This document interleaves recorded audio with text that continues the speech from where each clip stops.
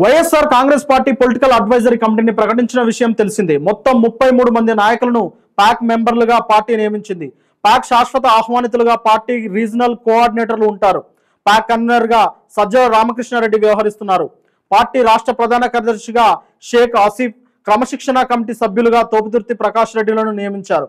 ఈ నేపథ్యంలో రాయలసీమ ప్రాంతం నుంచే ఎక్కువ మందిని నియమించినట్లు వార్తలు వస్తున్నాయి.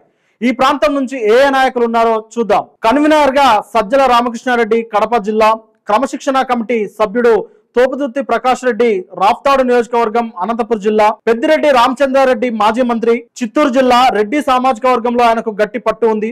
ఆదిమూలపు సురేష్ ప్రకాశం జిల్లాకు చెందిన మాజీ మంత్రి. ఇటీవల రాజకీయంగా అంత చురుకుగా లేనప్పటికీ ప్యాక్ లో చోటు దక్కించుకోవడం అంటే రాయలసీమ నాయకుడు కాబట్టి అంటున్నారు విశ్లేషకులు. కలత్తూరు నారాయణ స్వామి వైఎస్ఆర్సీపీ నాయకుడు, ఎస్టీ సామాజిక వర్గ నేత. ఈయనది సత్యవేడు నియోజకవర్గం చిత్తూరు జిల్లా.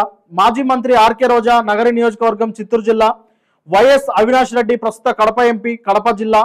షేక్ అంజద్ బాషా మైనారిటీ సామాజిక వర్గ నేత కడప జిల్లా. బుగ్గన రాజేంద్రనాథ్ రెడ్డి మాజీ ఆర్థిక మంత్రి దోనే నియోజకవర్గం కర్నూలు జిల్లా. అబ్దుల్ హఫీజ్ ఖాన్ వైఎస్ఆర్సీపీ నాయకుడు మైనార్టీ సామాజిక వర్గ నేత కర్నూలు జిల్లా. మాలగండ్ల శంకర్ నారాయణ వైఎస్ఆర్సీపీ నాయకుడు మాజీ మంత్రి పెనుగొండ శ్రీ సత్యసాయి జిల్లా. సాకేష్ శైలాజనాథ్ మాజీ మంత్రి సింగనమల నియోజకవర్గం అనంతపురం జిల్లా. మొత్తం రాయలసీమ నుంచి 12 మంది నాయకులు ఈ ప్యాక్ లో ఉన్నారు. దీనిపై మీ అభిప్రాయం ఏంటో మా కామెంట్లో తెలియజేయండి.